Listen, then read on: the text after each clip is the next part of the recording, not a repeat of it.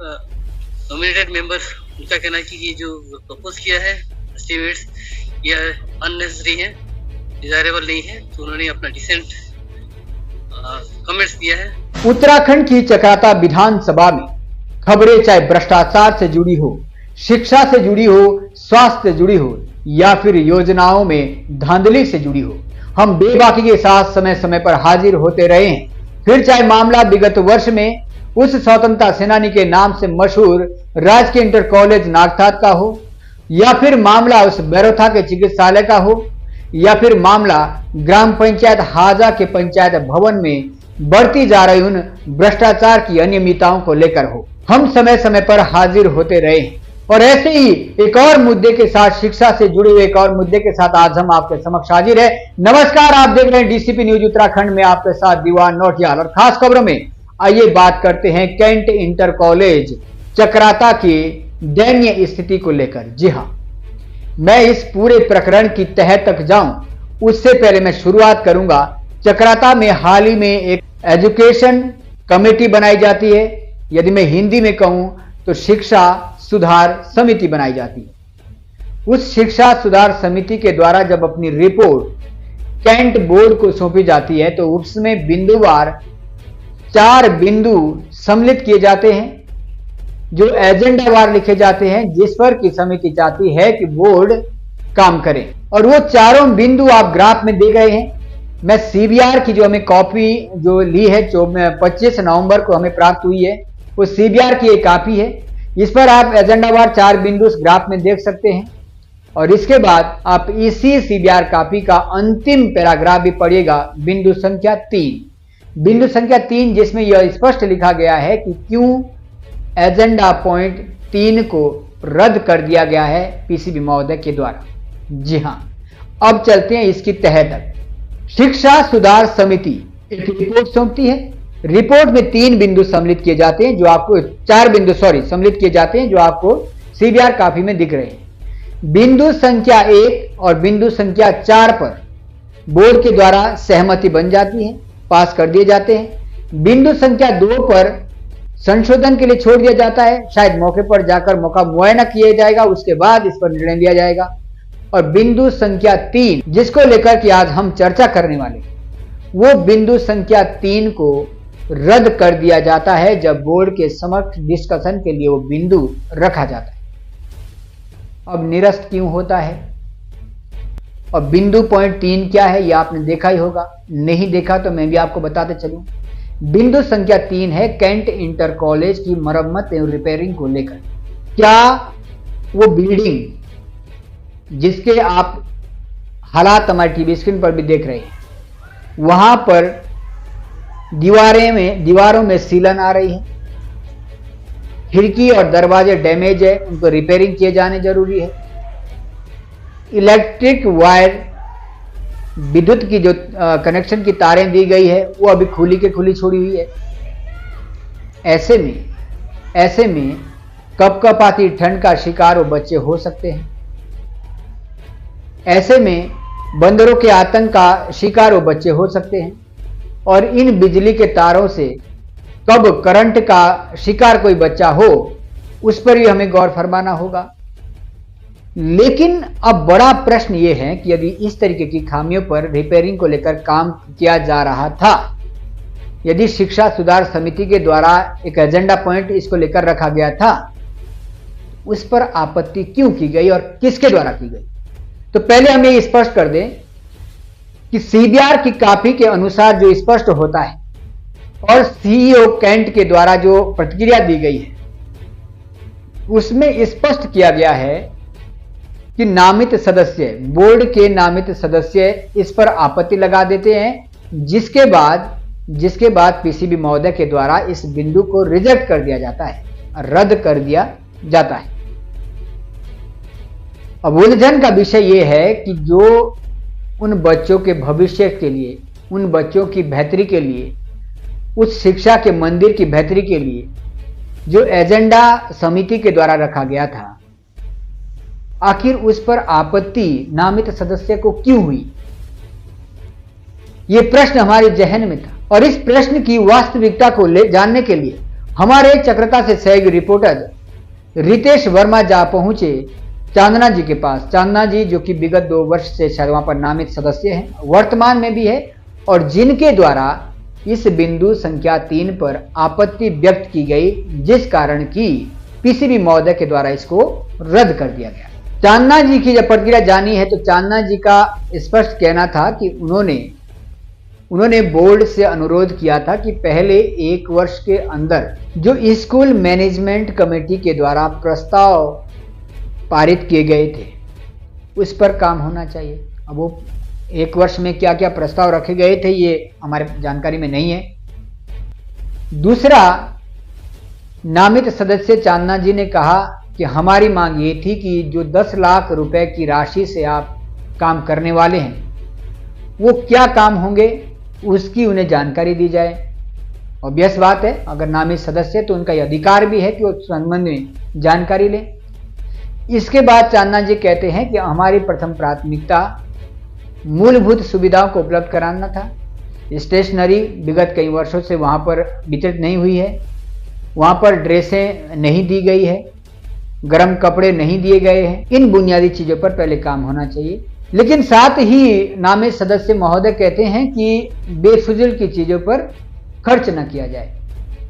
अब समझने वाला विषय यह है कि नामित सदस्य को इन सीलन भरी दीवारों की मरम्मत करना, उस कैंट इंटर कॉलेज के उन टूटी हुई खिड़कियों की रिपेयरिंग करना,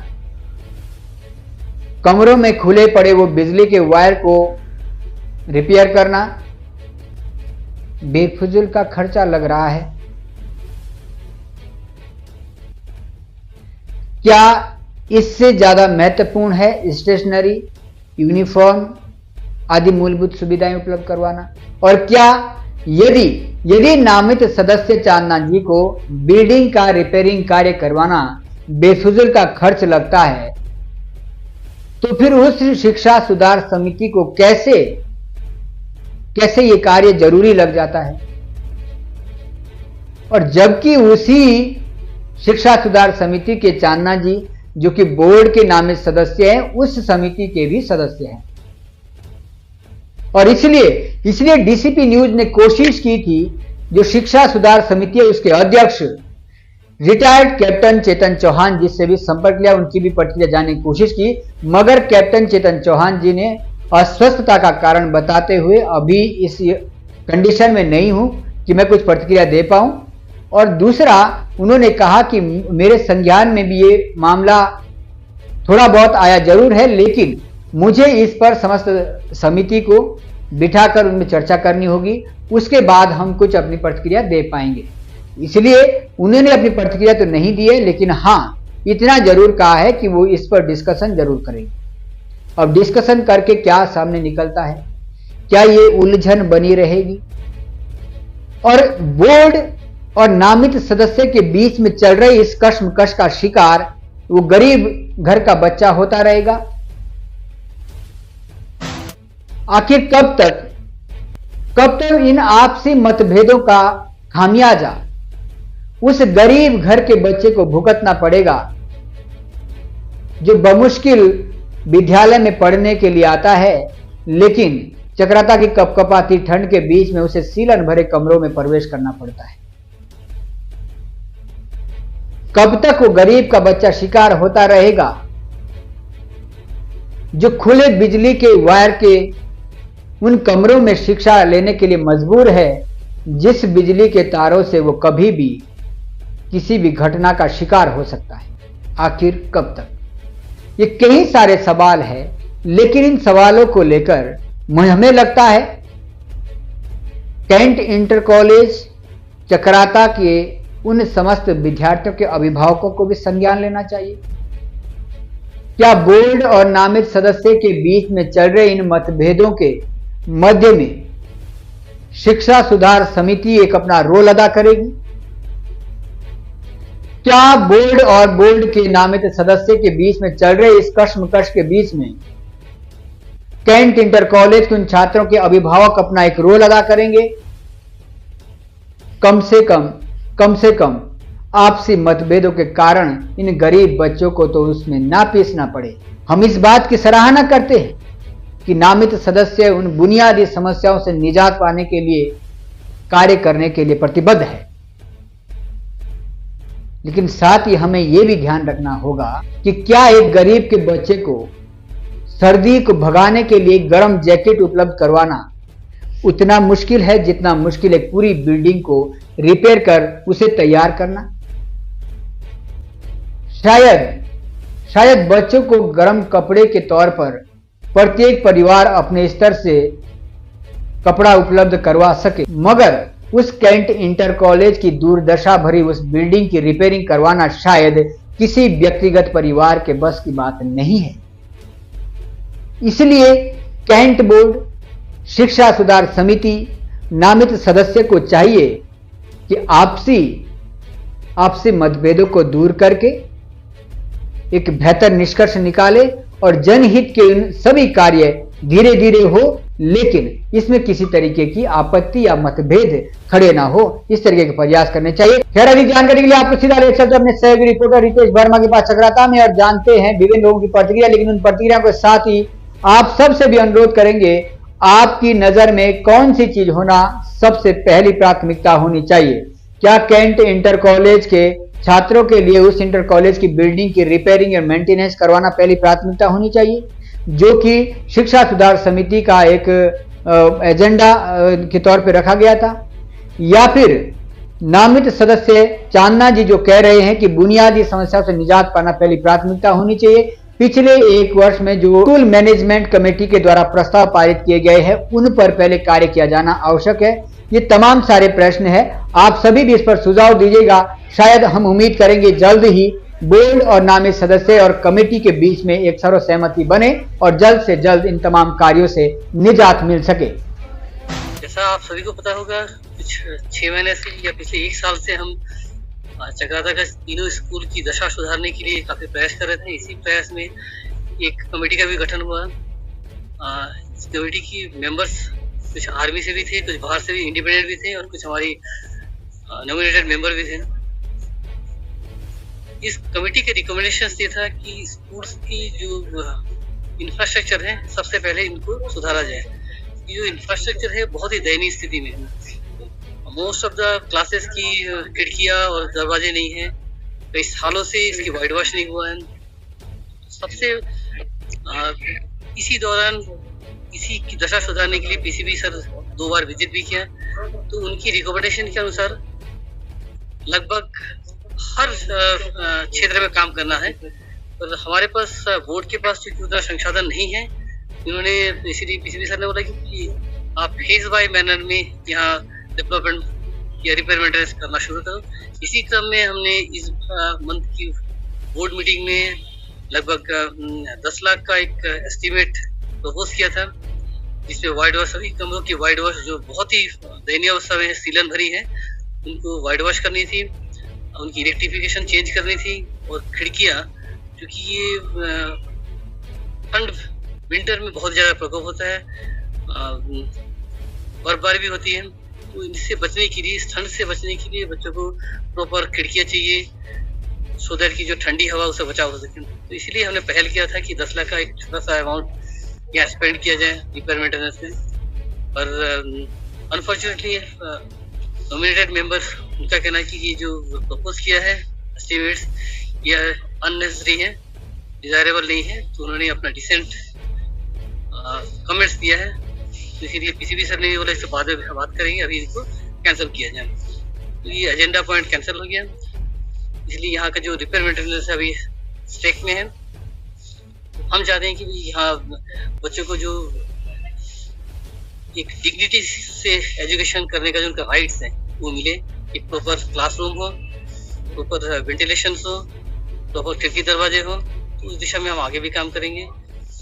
मुझे आशा है कि बहुत जल्दी इस समस्या का समाधान हो जाएगा। उन्होंने क्यों इसने मना किया ये उनसे एक बार डिस्कस करेंगे। हमें लगता है कि ये बहुत ज़्यादा ज़रूरत है और ये होना ही चाहिए, इसके अलावा और कुछ और गुंजाइश नहीं है कि नहीं होना चाहिए। बिकॉज आप खुद भी स्कूल का एक बार टूर कर लीजिए, हर क्लास, लगभग हर क्लास खिड़कियाँ नहीं है, दरवाजे नहीं है, सीलन है, इस अमानवीय स्थिति में जो बच्चे पढ़ाई कर रहे हैं वो हमारे लिए शर्म की बात है, अगर हम उनको एक अच्छा एटमॉस्फेयर नहीं दे पाए।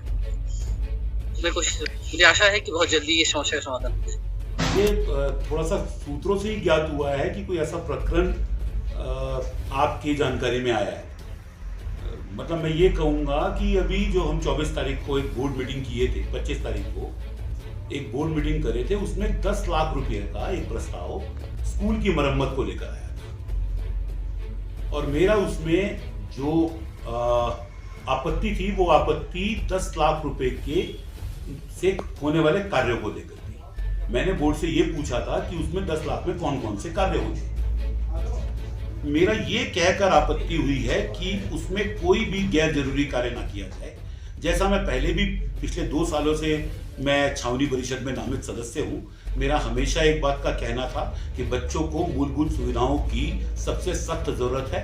वहाँ पर पिछले 2019 के बाद से ना फर्नीचर दिया गया है और ना गर्म कपड़े दिए जा रहे हैं और ना ही उनको स्टेशनरी दी जा रही है। तो मेरा क्या बोलते हैं बोर्ड से ये कहना था कि क्या हम इस 10 लाख रुपए को मूलभूत सुविधाओं में इस्तेमाल कर सकते हैं। तो मुझे बोर्ड के सचिव द्वारा ये कहा गया कि ये शिक्षा के सुधार कार्य में खर्च होंगे और मेरे हिसाब से जो गैर जरूरी काम है वो ना कराया जाए। और मेरी ये डिमांड थी बोर्ड से कि जो एसएमसी की बैठक पिछले 1 साल में हुई है, स्कूल मैनेजमेंट कमेटी की जो बैठक 1 साल में हुई है, उसके प्रस्ताव पर आप काम कराइए, मुझे कोई आपत्ति नहीं। और मैंने रिटर्न में इस बात को बोर्ड को दिया है, अपनी आपत्ति को रिटर्न में दिया है। अगर आपको उसकी कॉपी उपलब्ध करानी है तो मैं उसकी कॉपी भी आपको उपलब्ध करा दूंगा।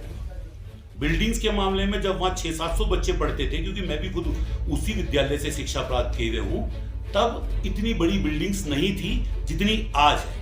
आज बच्चों की स्ट्रेंथ 200 से 250 की है और आज हम बिल्डिंग बनाने की बात करें तो वहाँ मेरे हिसाब से बिल्डिंग की कोई जरूरत थी नहीं। और मैं बार बार कह रहा हूँ और मैंने बोर्ड में भी इस बात को कहा है कि जो हमारी एसएमसी की बैठक होती है, स्कूल मैनेजमेंट कमेटी की हर महीने बैठक होती है, उसमें जो प्रस्ताव पास हुए हैं पिछले 1 सालों में, उन 1 सालों में जो प्रस्ताव पास हुए हैं उसके अनुसार कार्य हो। जो कार्य जरूरी हैं वो कार्य कराए जाएं और जो गैर जरूरी हैं वो कार्य ना कराए जाएं। और मैं पिछले 2 साल से बोर्ड में एक ही डिमांड कर रहा हूं कि बच्चों जो उस स्कूल में बच्चे पढ़ते हैं वो बहुत गरीब तबके के बच्चे पढ़ते हैं, क्योंकि जिसके पास थोड़ा सा भी रोजगार का साधन है वो अपने बच्चे को पब्लिक स्कूल में पढ़ाता है। जिसके पास जीविकोपार्जन की बहुत ज्यादा दिक्कत है वो आज की डेट में सरकारी स्कूल में अपने बच्चों को भेज रहा है। हम कैसे अच्छी शिक्षा की कल्पना कर सकते हैं जब बच्चे के पास पहनने के लिए कपड़े ना हो, ओढ़ने के लिए स्वेटर ना हो और पैर में उसके जूता अच्छा ना हो और उसको स्टेशनरी ना मिले और वो टूटे फूटे फर्नीचर में पड़े। मेरी डिमांड पहले दिन से ये है कि सबसे पहले 3 मूलभूत सुविधाएं वो पूरी की जाए। और मैंने बोर्ड से भी यही पूछा था, क्या 10 लाख रुपए सुधार में सिर्फ कंस्ट्रक्शन के लिए कराए जा सकते हैं? वहां पर बिजली की फिटिंग होनी है, बिल्कुल स्वागत योग्य कार्य है। विद्यालय के बेसिक नीड्स जैसे पुताई हो गई, टूट-फूट हो गई, शीशे हो गए, बिजली का सामान हो गया, पानी की व्यवस्था है, लैट्रिन व्यवस्था है, इस सब पर बजट खर्च हो जाना चाहिए। क्योंकि अगर हम क्लासों का माहौल अच्छा नहीं करेंगे तो उसका प्रभाव जो है बच्चों की पढ़ाई पर और शिक्षकों पर भी पड़ता है। यदि माहौल ही अच्छा नहीं होगा या कोई चीज़ देखने में बहुत गंदी है और वहाँ पे हम बैठे हुए हम अपने बच्चों को पढ़ा रहे हैं, तो फिर पढ़ाई उतनी बेहतरीन स्थिति में आ नहीं पाती।